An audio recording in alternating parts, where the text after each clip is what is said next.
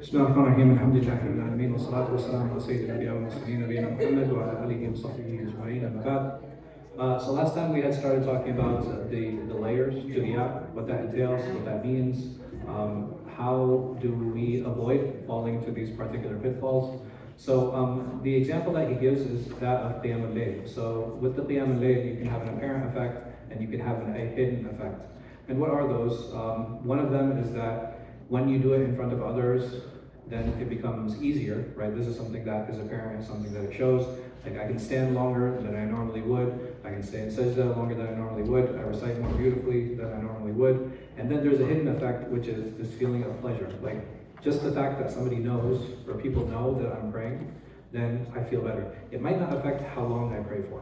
It might not affect the, how long I make sajda or the beauty of my recitation. It just makes me feel good knowing that other people are watching me pray.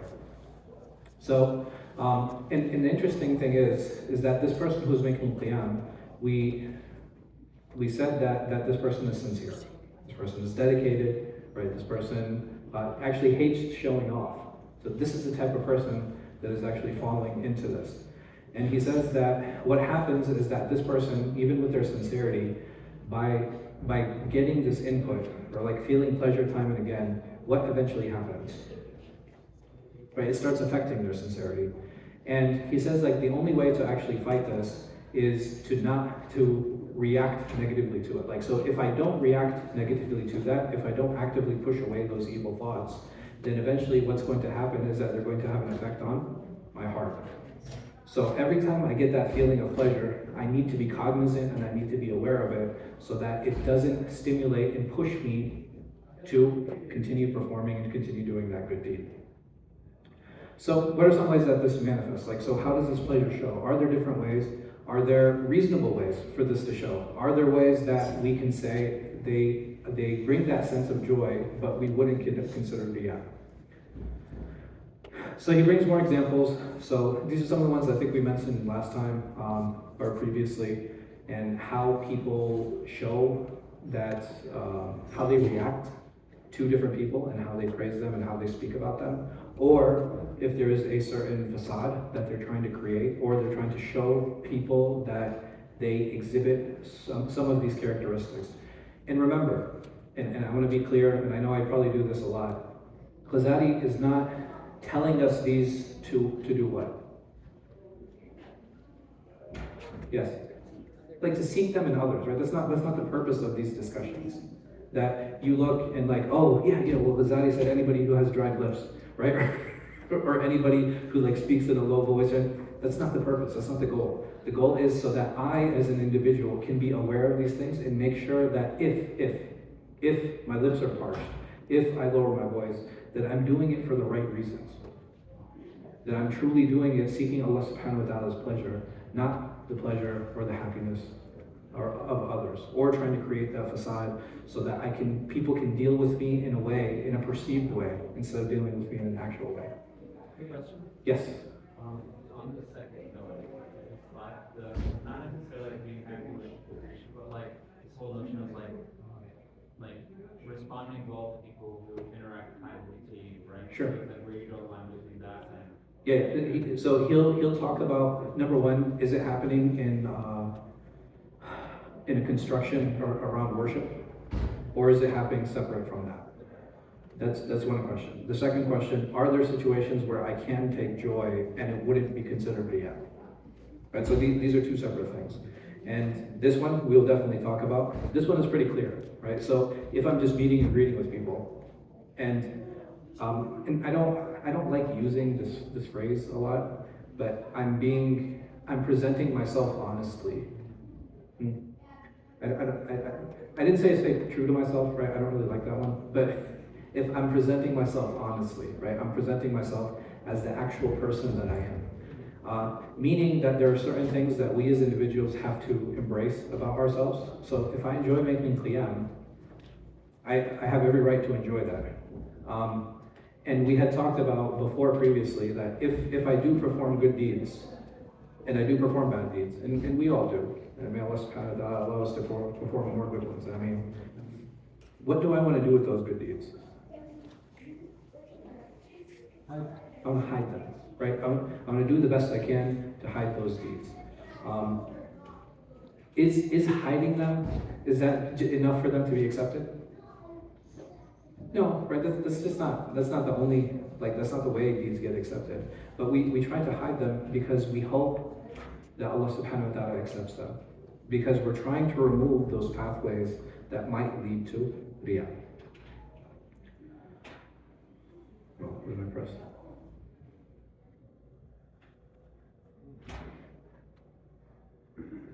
Okay. Here's some narrations. I'm not going to go through every single one. But I want to mention the third one. So Abdullah ibn Mubarak, he stated that the sincere ones are those who will be hidden or will be safe from riyā. They'll be safe from showing off. Why is that? So the one who is aware, the one who is sincere, why will he be safe from showing off? Or why will she be safe from showing off? Well, first question, what was the Arabic words? Second, I feel like the definition of sincerity has like a lot now. I'm sorry? Okay. The Arabic, I don't remember exactly what he said. He said al-mukhlis. That's much I remember. Okay. Yeah. It's like the mukhlis is the one who is like, and he uses riyā. Well, they're Yeah. not proud. They're not, for sure. Yeah, the roses. Good. But what makes it unique? I think one part of sincerity comes security, so the lack of the need could be validated by others. Okay. Right. So focus. Right. I think that's something that's hugely important when it comes to issues of worship. What else? What is the mukhlis person doing? The one who's sincere. What is he doing? Something for the sake of Allah. I'm sorry. Something He's doing something for the sake of Allah. Or he's doing the muhasabah. He's doing muhasabah, right? This is what makes a person sincere. They're constantly questioning the reasoning behind what they're doing. And if I'm constantly questioning my reasoning, all of those badakhil, right? All of those different means and ways that the shaitan tries to enter our heart and tries to dissuade us from doing it for his sake, I'm able to counter them immediately because I've already questioned myself and I've gone through that process. In this process of mujahada and muhasabah and going through and questioning ourselves and our intention, how often does this happen? Right here. How often should this happen? Let me rephrase that. 24/7. Should happen all the time. And somebody who does this all the time, what do we call them? What's another word? I'm sorry, ADD? Allah Akbar. Allah Akbar. ADD for Jannah. I'm sorry? A wali? Oh, okay, good. I like that. What? We call this person muttaqi. Right? This is the person who has taqwa. And when Allah subhanahu wa ta'ala, time and time again, when he talks about taqwa in the Quran, the way to attain that is constantly being aware, right? And even taqwa itself is an awareness of Allah subhanahu wa ta'ala. Because if I'm constantly aware of him and I'm constantly questioning myself and I'm constantly engaging with him, it becomes that much easier to become sincere to him. May Allah subhanahu wa ta'ala make us all sincere. So when we're sincere, right, we are pushed to do good deeds. Like we want to do good deeds. If I love Allah subhanahu wa ta'ala, I love his messenger sallallahu alayhi wa sallam, I want to do good deeds.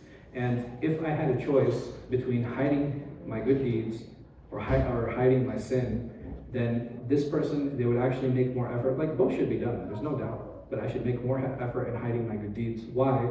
Because I'm hoping that that deed is accepted. This doesn't mean that we don't hide our sins. But if I was given a choice, or if I had to create a priority list, then I would make that priority hiding my good deeds in hope that Allah subhanahu wa ta'ala accepts them.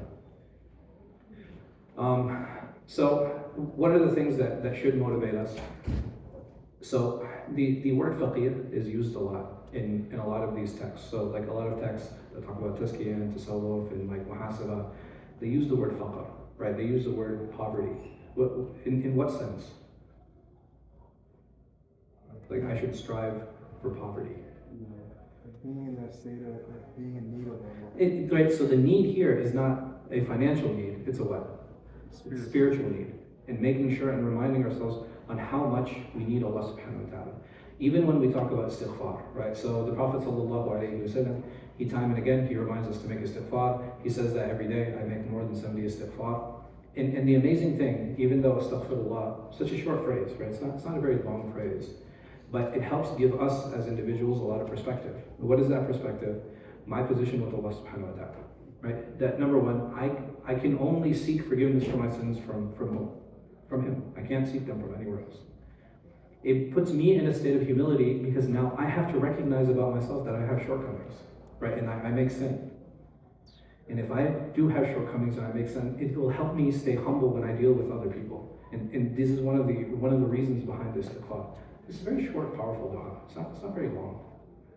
And just the fact that we say astaghfirullah, returning back to Him, realizing our need for Him, and keeping our awareness of Him, it helps us prevent us from falling into sin again. But may Allah subhanahu wa ta'ala make us from those who make istighfar sincerely. The other example he gives here and he talks about is remembering the Day of Judgment. Because on the Day of Judgment, what's going to happen? Who am I going to be worried about? I'm going to be worried about myself. I'm not going to be worried about anyone else. And when we talk about, like, even Islamically, when I seek Jannah, who am I seeking it for? I'm seeking it for me, right? Like, I want Jannah. And there's nothing wrong with seeking self-interest, right? If I want to become wealthy, or I want to get a particular job, or if I want paradise, right? Like, these are all things that I seek for myself, things that I want to get better at, things that I want to improve. All of that is completely fine. It's reasonable, and it should be encouraged. What is the limit to that? At what point am I not allowed to seek self-interest? Right, when I start hurting someone else, right? I cannot seek wealth by hurting someone else, right? I cannot get a new car by cutting somebody else off, right? Because now I've entered womb, right? I can't oppress others when I'm seeking my self-interest, because this becomes selfish now. So we're allowed to seek our self-interest, but we're not allowed to be selfish, because selfish will put me in a position where I'm willing to oppress and where I'm willing to hurt others. And we should never do that. We should always try to work in a way that we're helping not just ourselves, but helping others as well, even if I'm seeking my own success. So over here he says that actions, whether it be humans or animals, right, they're all motivated, right? Both animals and humans are motivated in seeking actions, and everybody wants a reward, right? The reason that humans act is because there's a reward for them, there's something for them, right? Why do they want a job? Because there's particular pay, or there's particular level of status, right? Why does an animal do something? Because it'll get food, right? Or it'll be able to procreate, or it'll, you know what I mean? There's going to be some motivation that's there for them. And if we understand that there is a reward in that space, how is it that we view this reward and use it as a positive means?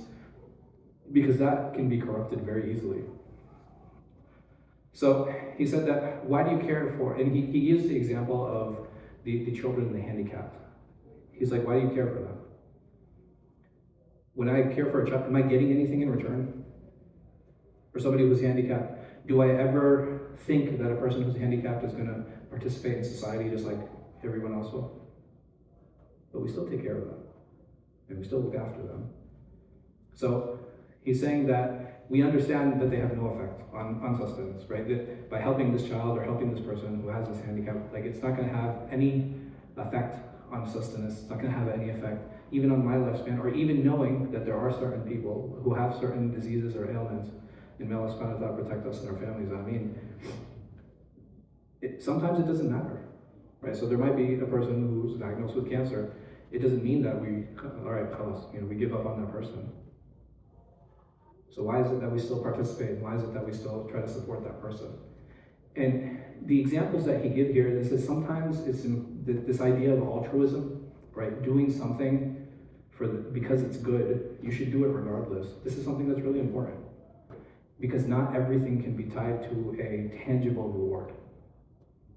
But in Islam, in Islam, can I see Jannah? Right? Like, I can't see it, I can't experience it, I can read about it, but I can never smell Jannah, right? I can never taste it. I can never see it. I can never really grasp it. So he's saying the same thing here. It's like, okay, well, sometimes rewards are intangible, right? Just because you can't feel, hear, or see, or smell something, it doesn't mean that you shouldn't continue to fight for it. It doesn't mean that you shouldn't continue to strive for it. And this brings us to the next discussion. All right, well, if this idea of pleasure, right? So he talked about, right, this idea of taking joy in other people seeing my worship or experiencing my worship. What kind of value does that have? And is it okay? So he said there are 4 commendable ways. There are 4 commendable times that I'm allowed to have and allowed to show joy. He says, number 1, if I conceal my action. If I conceal my action. And we'll talk about why. And number 2, if something happens in parallel. And we'll talk about that as well. Number 3, if I'm going to inspire others, right? So if I want others to do that deed, and I want to inspire them, then it's okay to take happiness in it. And the last one he mentions, if I'm taking joy in the fact, not that they saw me praying, or they saw me fasting, or giving sadaqah, or whatever, any of those things. I'm taking joy in the fact that they are observing me being obedient to Allah subhanahu wa ta'ala. So he's tying it here, not to the action, but to his obedience. And sometimes this can be challenging. So here, I'm hiding my actions, right? I don't want people to know that I help an individual. For example, this person has a regular thing, and many times we don't find these things out until a person passes away. That, yeah, he was helping this family for like the past 10 years. Like they would come to him and he would help them, or he would give them a stipend, or whatever the case might be. And then what happens is that one day, it's like, he's been helping them for X number of years. Did he intend to ever share or tell that? No, not at all. But Allah, Azza wa Jal, he's the one that removed the setup. And he finds out, and the people find out, and they're like, man, it's so good, mashallah, that you help so-and-so. He never intended to show it, and because Allah exposed it, it's okay for him to take happiness at that point.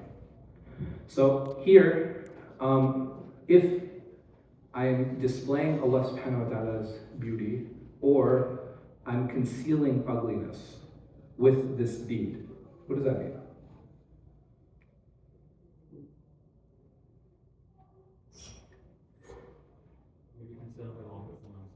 Right. Okay, by me concealing someone else's wrong, what have I done? This for me is a what? It's a good deed. And I can take happiness in that. Absolutely. That's exactly the model that he's giving you. Why? Because am I doing it for me? No, right? I'm doing it because I want to protect someone else. Like displaying Allah's beauty. Like what? What is an example?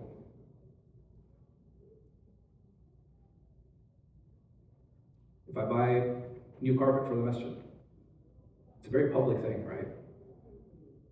And if I walk in and I see this carpet that I bought, I don't need to tell anyone. Is it possible that nobody will know? No, right? That's so public, it's not possible that nobody will see it. And I want people to appreciate the space, I want people to appreciate the masjid, I want people to enjoy their salah. And this is how I'm displaying that, and this is how I'm showing that. Inspiration. This one's pretty easy. Because if I inspire someone to do a good deed, what is my reward? مَنْ سَنَّ سُنَّةً حَسَنَةً فَلَهُ أَجْرٌ مِثْلُهُ. Right? Whoever inspires someone else to do a good deed, guess what happens to me? I get a share of that reward without decreasing his. So imagine if I could inspire 10 people or 20 people, right? And there's nothing like it can be like a type of greed, right? Like I want more good deeds, right? Like I want to get as many good deeds as I can. So I want to encourage people to do X, or I want to encourage people to do Y. And that's fine. That is a completely reasonable thing. And when we see people doing those deeds, it's like, oh man, I'm racking them up, inshallah, right? I'm really gaining some deeds now. And taking happiness in that is completely reasonable. And the last one, taking joy in obedience, meaning that the fact that that they're taking joy in the obedience and again, not in the action. Right? These are two separate things. Sometimes it's difficult to kind of to separate them. But the fact that I'm obeying Allah subhanahu wa ta'ala, and I'm happy that people recognize that I'm obeying Him, not in that I'm praying, not in that I'm giving sadaqah, not in that I'm helping someone, or I'm giving someone advice. Right? I'm not seeking praise for those. I'm not seeking happiness in those things. I'm seeking happiness in the fact that I'm being recognized for worshiping Allah subhanahu wa ta'ala. And he says there's a fifth category which is not commendable. This one is seeking status. This one's easy, right? And we all understand this, that when we do a good deed, seeking status, this is clearly what? This is clearly, yeah. There's no doubt about that. And how does that come about? It can come about with praise. People can magnify you, right? They can exaggerate the things that you're doing. You enjoy being served by others, right? Because of the things that you do. Right? These are all different ways to show, and this is the reprehensible category of riyā. In the next chapter, what are the things that nullify the actions? And he goes here into more detail on how to start differentiating even further on what elements and at what point can our actions be nullified by riyā. What are the different situations that we fall into? And inshallah, we'll talk about some of them. So an individual who's committed to worship, right? They're going and they want to worship. What happens is that riyā now they'll be tempted with riyā, right? So if I go to pray, if I go to fast, if I go to anything, this temptation, very natural, right? We're going to be tempted to show this deed off. And he says here that this can happen either before I initiate the action or after I complete, right? What does he not talk about? During. And he mentions it a little bit later. But in general, this is how he differentiates it. He said either you're going to do it before or you're going to do it after. Before, what do you guys think happens? What do you think happens? If I have riyā before my action begins, before I go to pray, that's it. It's nullified. There's no doubt. Hey, what about after? You can make tawbah. Huh? Again, for sure. What if I have riyā in the beginning and before the action completes, I make tawbah? we'll talk about it, inshallah. So, and he says that afterward it could manifest in joy, right? This is one of the ways they do it. Someone can be like, well, after you finish praying, you give salam, and how are you going to show that action now that it's done? Just the fact that people are happy with your prayer, right, afterward, and that feeling of joy that we had talked about before, this is the only way that it can actually enter, but what effect will it have on the action? Right, this is a question. I don't know what I was trying to say there, but so there are some ways that you can show off an action by boasting, right? By telling people. But other than that, it's like just hearing joy from other people, like hearing what other people have to say about you, and then taking joy in that. Here he mentions two narrations. We'll focus on the hadith of the Prophet ﷺ, where he said that there was a man who used to continuously fast, and he ﷺ, he said, you did not fast, nor did you break your fast. Meaning that what you did had no value. And in general, the deeds that we associate with no value are the ones that have riyā. But the scholars said they bring two explanations. One of them is, some said that this was because the man revealed his continuous fasting, meaning that he was boasting about it. And the second one others say that was an indication of a disapproval of continuous fasting, meaning that the Prophet ﷺ wanted to give a hukum that this continuous fasting is disliked. Once a person speaks about his action, this is something that happens afterward. The action is still valid. So I want to be very clear. If a person prays, Salaamu alaykum wa rahmatullah, Salaamu alaykum wa rahmatullah, and then he takes joy because the people are like, man, your prayer was so good, you prayed so long, X, Y, Z. If he takes joy at that point, then this is not riyā, and his prayer is actually still valid, and he was sincere, it's still accepted. This situation, he's saying that, okay, yes, your prayer is valid, it's accepted, but what? It could be an indication for a bigger problem. This could be an issue. If you start noticing this about yourself after an action is completed, then this could lead to a bigger issue and this could be a bigger problem. So before the action is complete, right? So this is actually during, right? So if we think about this one, this is actually during the action.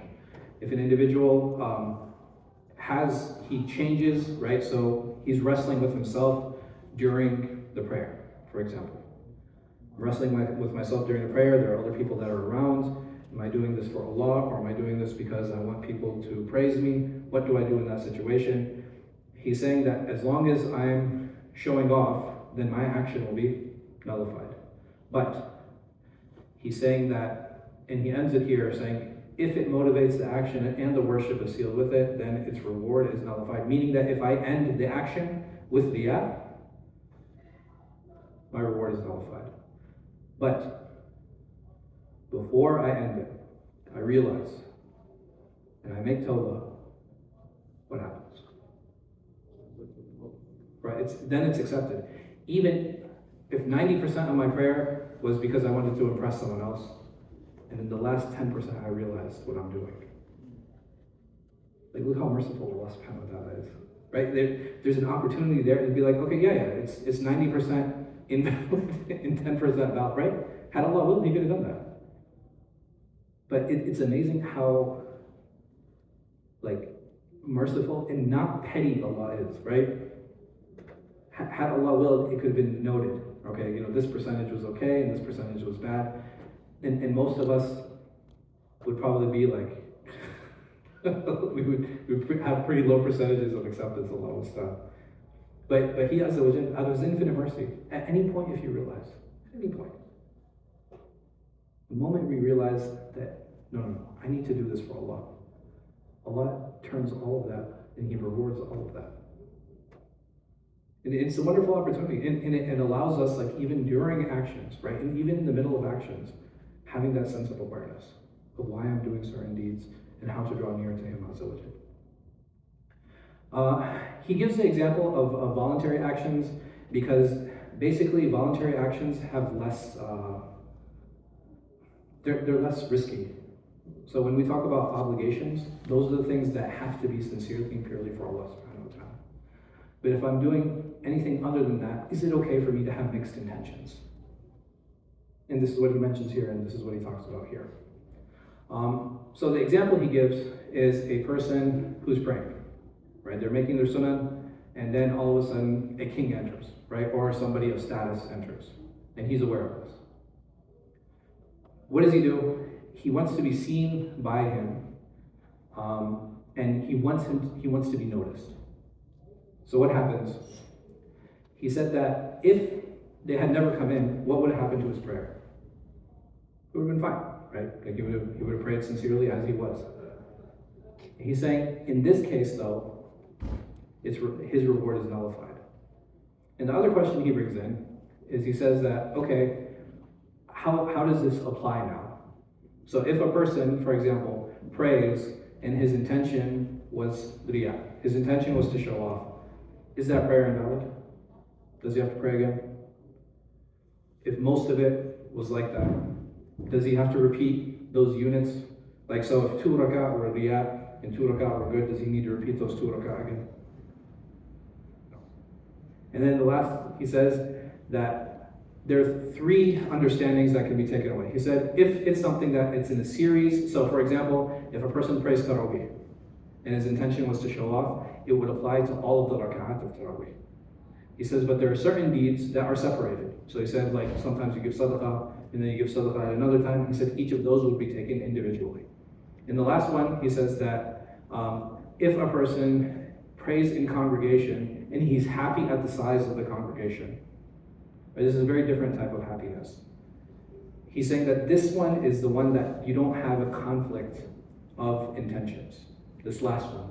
The first 2, he's just talking about how you deal with it, but this last one, he's talking about how you don't have a conflict of intentions that's there. And it only becomes a problem if my happiness for the worship is overshadowed by this happiness of the size of the congregation. That's the only time it becomes an issue. But the chances of that in this situation are actually very small. Is there a discussion of the weakness of an intention if it's easily changed, if there is a variable Sure, right? So that, it's very telling of our heart. So if every time somebody walks in, I change the way that I pray, all of a sudden my recitation becomes more beautiful. This should be a huge red flag for me. Like myself, remember this is like, all of this is about personal awareness. And if I find that every time somebody walks in, or if somebody talks about, I'm changing every time, what do I need to do? Right, I need to do that self-analysis again. And be like, man, I'm seeing a pattern here. Especially if I'm aware of it. Mm-hmm. This might be a lot harder, but is there not also another side to that coin where it's like I've heard of situations where like the rules might see somebody that they'll quickly end their salah because they don't want people to say anything about them because they're scared of. Sure. So we had talked about this like a few chapters ago. And what did we say Iḥyā was? Iḥyā was doing an action or an embellishing an action for others, or what? Leaving an action for others. Essentially, what should I do? Like, if a person is there or not there, what should happen? Nothing. I should be unaffected. And me praying in the back of the masjid, or me praying in the corner, or me waiting until I get home, these are my efforts to hide that. Hiding doesn't mean ending, right? That's not what that should mean at all. Because whether the presence or absence of people should not affect my deeds. I should be continuous in doing my good deeds. I should be continuous in my worship. And all of this, like, you know how like a horse puts on blinders? Like that's how we should be. And the only thing I need to see is Jannah. Right? My only goal is Allah subhanahu wa ta'ala. And if I understand that my only goal is Allah subhanahu wa ta'ala, does it matter what's happening on the sides? It shouldn't. I should be unaffected, and I should just keep working toward my goal. So if I find myself, and it's a valid question, like, okay, well, if I find myself easily swayed, right, then I really need to do some digging, right? I really need to work on myself. And what a good way of doing that is like, okay, well, then I need to start working on my worship in seclusion, right? I need to start removing myself from situations where that doesn't happen. What is the nice thing about Salat al-Jama'ah? Is it easy to show off like how good I pray if I'm praying in congregation? No, maybe if you're leading, right? But if I'm just ma'mum and I'm praying behind people, it's like, you know, if I'm making sajda harder, right?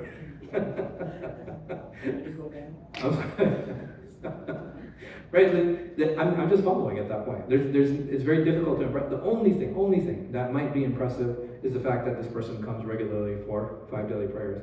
But am I alone in that? No. Right? Mashallah. It's called a congregation for a reason.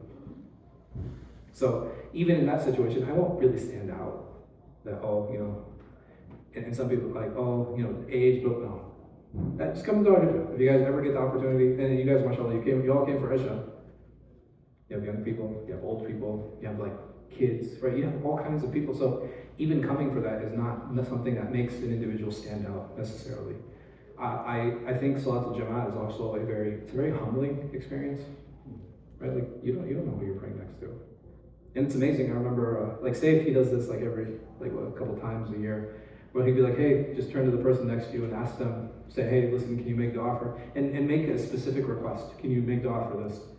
There's people who have lost their jobs, people who have lost loved ones, people who have lost children, people had just been diagnosed with cancer. Like, you know, people like, we all have problems. Like, we have so many issues. And just coming into those spaces, like hearing about somebody who passed, they're very humbling experiences. And I think those are additional benefits, not just a reward for coming, additional benefits of coming to the Salat al-Jama'ah. It's just hearing about other people and hearing the challenges that we all face and how everybody has this shared human experience. I have a question. Sure. So, you were saying ending your prayer, Mhm. so you shouldn't end your prayer? No. Sure. No. For a reason. No, you should not. You should not, like, regardless if people come in or not. If I realize, like, okay, you know what, my intention is starting to change, what do I do? Yeah, shift it back. Right? That's the whole tug of war, right? So we talk about that tug of war that happens in the heart. This is exactly what that is. Because I'm aware of it, you know what that means? Just the fact that I'm aware of it, and I can see it. That's a great sign. That means that Allah subhanahu wa ta'ala has given me enough insight into my heart and in my own, that own sense of self-awareness and perception, that I have the ability to actually do something about it. How many people go through life and have no idea? The three that stand in front of Allah subhanahu wa ta'ala and said, I was a mujahid, I was a qadi, I was a scholar. Like who are they deceiving? They were deceiving themselves. They thought they went through life and they're like, no, I did it for you, ya Allah. And he was like, no, you didn't. You did it so that you'd be called a scholar. That's what you wanted, right? You got it. And they'll be thrown by their faces into the hellfire. May Allah subhanahu wa ta'ala protect us.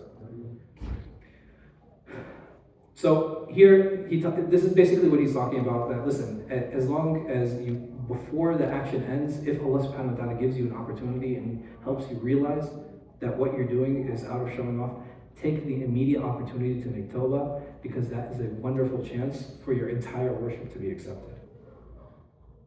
Allah is not petty. He's really not. He's not sitting waiting for us to make mistakes. Allah gives us opportunity after opportunity after opportunity. We just have to have that sense of self-awareness. Right? That's what these classes are. That's all these discussions are. It's like, how self-aware are you? What is my relationship with Allah subhanahu wa ta'ala? How do I be kind? How do I be understanding? How do I deal with others? When I stand for prayer, what's going on through my head? When I go to give money, am I asking myself why I'm giving this money, and why am I giving this much money? How am I giving it? Right? These are all things that help us have that sense of awareness and become better. And may Allah subhanahu wa ta'ala make us all better. I mean. So he quotes Hadith Muhasibi, as he does like time and again throughout his Iḥyā. But basically this is some of the conclusions that Imam Hadith comes through. He mentions a statement from Hassan. He said, there are two scenarios. As long as the first intention is for Allah, the second does not harm him. Meaning that as long as I go through life, because I can't, the other problem or the other side of this is just waswasa, right? Where I'm constantly not questioning myself and asking myself in a good way, but where I'm doubting myself, right? So there's a difference between me asking and questioning myself and constantly doubting myself. One is problematic, one is great, right? One is taqwa, the other was what? Right, I'm sorry, it's waswasa, right? One is taqwa, the other one is waswasa. Where it's like, man, did I do, why, you know what I mean? Like, I hope, was my intention okay? No, that this isn't, I should never doubt myself. Part of Iman, and part of yaqeen, right? Part of belief, and part of being, having the conviction is being sure in what it is that I'm doing. It doesn't mean that we shouldn't ask, and we shouldn't check in every once in a while, right? I can't just be like, oh yeah, I believe, and then like a train, I'm off. It doesn't work like that. We constantly have to check, and we constantly have to improve on it. Over here, he said that a man came to the Messenger of Allah. He said, O Messenger of Allah, a man does a deed and conceals it, but when it is discovered that he did it, he is happy about that. He sallallahu alayhi wa sallam said that he receives two rewards, a reward in its concealment and a reward in its publicity. Meaning that he made the effort to conceal it, and who exposed it? Allah Azza wa Jal. So now he receives two rewards for that happening. So the scholars, they mention the three possibilities of understanding the hadith. He says he intended for the action to be seen after he completed it. He wanted to be an inspiration for others, right? All of these we talked about. Or lastly, that this was not actually a prophetic statement. Right? This is something from Abu Salih, who was one of the narrators, so it can be taken as a general warning about Iḥyā, not one where we actually extract a ruling from. Regardless, we take it as an encouragement. We take it as a means. So he says, and he starts to close here saying that if this has no effect on the action, so if I'm doing something and I get this feeling of joy, and I still pray like I normally would, and I still fast like I normally would, I still give sadaqah like I normally would, I still smile and I help others like I normally would, he says that, and my initial intention was what? For Allah subhanahu wa ta'ala, then my actions are intact. Thank you. And as long as he continues like this and his initial intention is not undermined, then his action is completely valid and inshallah accepted by Allah subhanahu wa ta'ala. So all the narrations that talk about Iḥyā, right, and warning from Iḥyā and the dangers of Iḥyā, he says that this is for those people whose sole intention is Iḥyā, right? It's not for those people who are striving, right? Those warnings aren't meant to be for people who are sincere, for those people who have taqwa. Those warnings are meant for people who fall into Iḥyā. And all of us know ourselves, right? Like a lot of these discussions, it's amazing when we look at these discussions about the heart and the condition of the heart and the awareness of the heart, and how all of it is just being honest with ourselves, right? And that's, it's very difficult. It's very difficult being honest with ourselves. Nobody likes looking in their spiritual mirror and saying, I'm really ugly, right? Nobody likes that. Nobody likes saying I'm a coward and I'm greedy and I'm stingy and I'm a backbiter and I hurt other people and I'm toxic. And nobody likes that. But we have to be able to see that. Like if I am like that, I have to be able to see it. That's what the purpose of that spiritual mirror is. Otherwise, if I don't see those things, what's going to happen? I'm never going to improve. Right? There's a reason we wake up every morning and we look in the mirror, right? You know, to get rid of that drool, you know what I mean? Like to comb our hair, you know, make sure that we look presentable. But you know, if I don't do any of those things and I go to work, right, I might have like leftover food stains that I didn't really see, right? I might have a scar that I didn't take care of or do anything about, right? There's a lot. And just like we, every day, look into that physical mirror, why are we so shy to look into the spiritual one? And it's amazing, the physical one we look in the morning, right? And when is the best time to look into our spiritual mirrors? The last third of the night. Why? Because that's when we're alone with ourselves. There are no distractions, nobody talking. I'm not being called by work, right? My family doesn't need me, everybody's asleep, the world is quiet. But this is an opportunity now to engage with myself. He's saying that, but if a person has a blemish, right? So all of us will be tempted, right? We'll be tempted by the at some way, shape, or form. And he's saying just like a blemish doesn't ruin an object, it doesn't ruin a piece of clothing, it doesn't completely ruin the action either. And he says that I have a more complete discussion in Kitab al-Ikhlas, so go refer back to that. And what if one repents before the action is complete? So as long as a person starts sincerely, he gets distracted, and he comes back, then he's fine. The second opinion, so here, there are three opinions around this. The first one is that as long as you started sincerely, it doesn't matter what happens after that. That's one opinion. The second opinion, he needs to repeat the action because of the riyā, his action was invalidated. The third opinion, he must seek repentance and complete with sincerity. What do you guys think is the most reasonable? The third, and that is the one Imam Ghazāli chooses. And he said, because why? This is similar to washing a garment. When I clean the garment, the stain is now gone. He said, as regarding the first opinion, he says, just ending the intention doesn't correct the previous shortcomings, right? I didn't do anything about it. So even if I started good and I deviated, he's like, that's not going to make any correction to the action, like regardless of how you started. And he said, the second one, if a section was invalid and I'm performing those actions, and he uses prayer as an example, he said, you just added actions to the prayer, which that in itself invalidates the prayer. And the third one, he says that is the one that's reasonable. What if I pray alone, right? So I'm alone and I'm praying, but I want people to praise me for praying. What about in that situation? He says, in this situation, then your intentions are judged accordingly. And he says here, فَمَنْ يَعْمَلْ مِثْقَالَ ذَرَّةٍ خَيْرًا يَرَهُ وَمَنْ يَعْمَلْ مِثْقَالَ ذَرَّةٍ شَرًّا يَرَهُ, that whoever has done in Adam's way or mustard's way of good deeds will see it, but whoever has done Adam's way of evil will see that. At this point, because you're alone, who can judge me? Like I like this is something, because it's something that's unseen and there's no way to actually figure out and judge it. This is something that even Imam Ghazāli he's like, I don't know.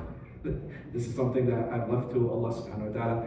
And he actually goes on to say that when it comes to these type of actions, I don't know, right? So if you start and you start parsing out some of these issues, he says, I don't know. And I haven't seen any of the scholars talking about it, because the best thing in this situation is what? Is to stay away completely. Why take the risk? Right? If there's a risk for my entire action to be nullified and destroyed, why would I even bother touching it or delving into it? Like, you know what I mean? Like, why even try to get close to that? So he says it's better just to leave it alone. It's better not to delve into that discussion. And it's better just to stay away from it altogether because of the dangers that are associated with it, right? What is the risk reward in this situation? By me learning how to get closer, how much How much reward am I getting? Like, how much am I gaining out of that discussion? Right? I'm not gaining much. So he's like, because the risk is so high and the reward is so low, in determining that, he's like, it's better just to avoid it altogether. And this is what he closes with. He says the scholars were more focused on purifying the hearts, not in parsing the Iḥyā. Does that make sense? Right? They were less concerned with like, okay, the minute details of like, okay, what is accepted, what is not accepted in this discussion of Iḥyā. They're more concerned with, okay, how do we clean our hearts? Like, I'm not worried so much about the filth. I'm worried more about how to clean. And this is why they don't have long, detailed discussions of what that is and why that is. And this is why it's so important to make sure that we're constantly doing muhasabah, we're constantly taking account of ourselves, that we're constantly doing mujahada, that we're constantly fighting against our nafs, that we're constantly doing tazkīyah and purifying our hearts and purifying ourselves. May Allah subhanahu wa ta'ala make us from the muzakkeen. Ameen. Any questions? Hello. So about ending prayer, I heard something where mom calls and prayer, are there other circumstances? Sure. No. So those are outside circumstances that we can end the prayer with, right? Yeah. So those situations, like out of fear, for example, or if my mother's calling me, right? So if there's something that's great, if there's a greater obligation that's calling me, I have every right to break the prayer for that. There's no great obligation with God. No, so that's fine. But what I'm doing is not he didn't obligate that on me. For example, if I'm praying my sunnah, or I'm making qiyam, and my child is crying. I'm not even going to use the example of my mother. My child is crying. And my child has been crying, listen, and everybody knows it. I'm the type, I'll let my kid cry for a few minutes. Like, I have no problem with that. I think it's good for their lungs, personally. And not just that, I think it's a good way to train them to, like, I'm not going to answer you immediately either. But I'm praying, it's been like 7 minutes now. Should I? No, man. You know what? I'm going to finish out. I'm going to finish out Baqarah, and then I'm going to get right. At a certain point, there's a difference between teaching a lesson and torturing, right? So I think the lesson's been taught. I can't go to torture now. That's not fair. And it's not even, you know what I mean? It's not even like a strong obligation. I could break my prayer, tend to the child, and then go back to praying. For example, you pray in airport. Yeah. You're sitting out in prayer. Yeah. You want people to pay attention. And then the random student comes up and says, they can ask the question. Yeah. And you're in the middle of the prayer, you just say, No. So if you're making your obligatory prayer, and if you're in an airport, you shouldn't be sitting down. You should be standing up and praying. Make your prayer and complete your prayer. So even if people talk to you, the only situation I can think of is if you're praying, you weren't paying attention, final call, and it's my flight. Right? I happen to hear it's like final call for your flight going, and it's like, this is we're not making another call, like so-and-so, or they call your name, they'll be like, you know, passenger so-and-so needs to get to the gate immediately. At that point, it's like, okay, you know what, I'll pray on the plane. Make salam and you go. So, are there emergency situations? Absolutely, right? Those are completely reasonable, but those are outside of the discussion of showing off. Yes? I thought I saw somebody say. Yeah. To what degree are we responsible for like our emotions and desires? Like, say I'm praying alone, Yeah. and I have that feeling of desire for praise, just like spurred through my Sure. heart. Is that like my fault? Like, am I responsible for No. my feeling? I'm responsible on how I react to it. If I embrace it, what happens? That's a problem. But the moment I feel that sense of praise, what do I need to do? And I need to check myself and be like, no, this is absolutely not acceptable. I have to do this for Allah subhanahu wa ta'ala. Why? Because I want Him to be pleased with me and I want to enter His paradise. Yes?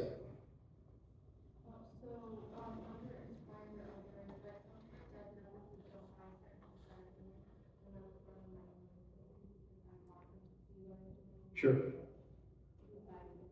Mm-hmm. Yeah, it's completely reasonable. So I would just tweak it a little bit, and part of that is like you want to lead by example, and you want them to do that because you want to also benefit from their deeds. Yeah. Anything else? Yes.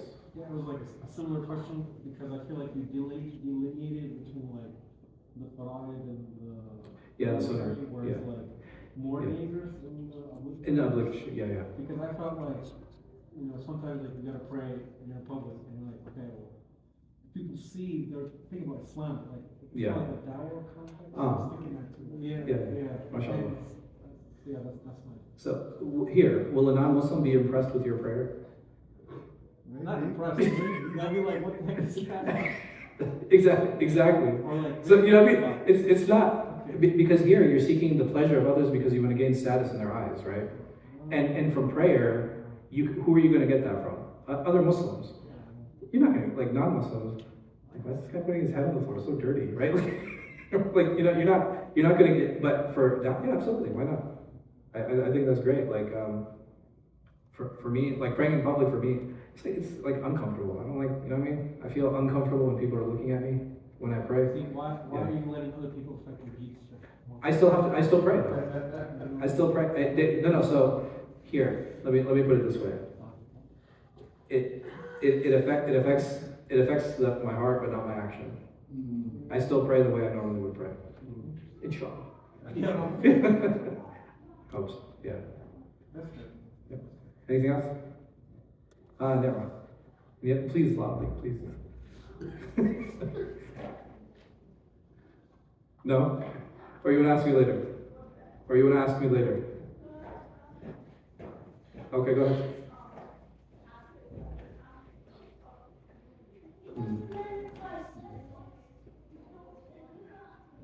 So while I go through the day, sometimes we interact with people. Muhasabah can happen in the moment, it can happen after, or it can happen at the end of the day, right? There's no, the best is to take account before we engage in an action, right? That's the best way to do it.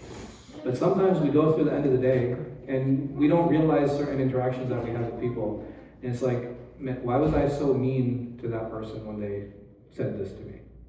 Right? That's because sometimes we don't realize in the moment. I think that's ideal, right? You know, in the moment, if I can have that taqwa and I have that level of sincerity, I think that's the best. But it doesn't mean that we shouldn't go to the end of the day and be like, man, I think I was really mean to that person. And I should, you know, even if I don't see that person ever again, it's like I really need to change my attitude and figure out like, okay, if that happens again, inshallah, I'm going to respond like this. And we make tawbah for that. Because some people, you know, you have to go seek tawbah from the person. Okay, well, what if I never see that person again? You know, what if it was like a one-time interaction? It's not that easy all the time. Sometimes even dealing with the person, like it might just end up becoming worse. So, any of those I think is fine.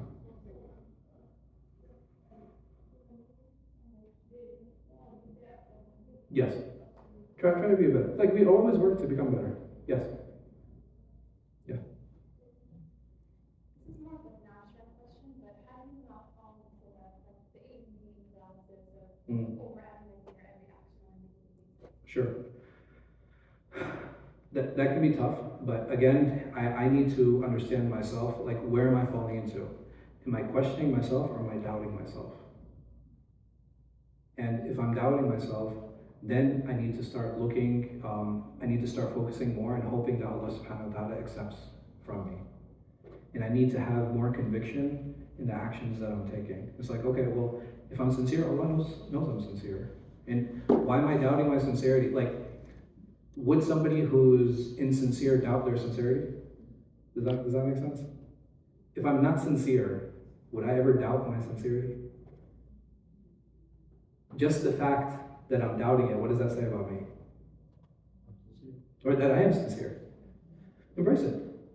Right? I think that's a great way of dealing with it, is just embracing it and be like, no, man, that's silly. Why would, you know what I mean? Like, why would somebody who's sincere, like, why would I act like that?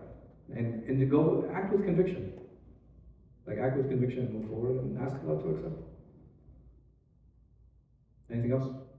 Well, see you guys next week, inshallah. وصلى الله على خير خلق نبينا محمد وعلى آله وصحبه وسلم.